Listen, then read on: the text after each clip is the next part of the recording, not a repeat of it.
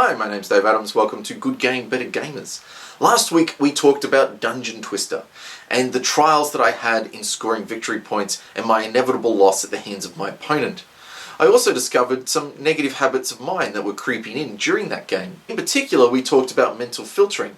But mental filtering can just be one of the negative habits of mine, and usually they come in clusters or groups. So even though I'd applied my mental filter and was focusing only on the negatives and filtering out all of the positive choices that I was making, it allowed for the critical self to step in and start to pull me down a little bit more.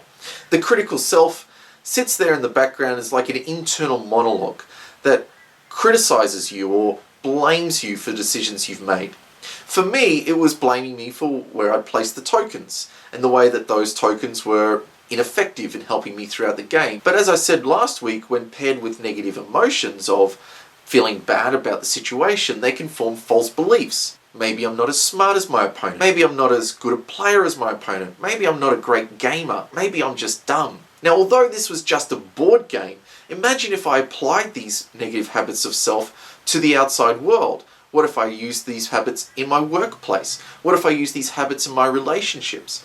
Pretty soon a bad experience could lead from just making a mistake to I feel that I'm incompetent, or I think I can't do my job, or maybe I consider myself a bad friend. These can snowball very quickly into impacting our self-esteem and our ability to think clearly during gameplay. One of the best things we can do is to simply be aware.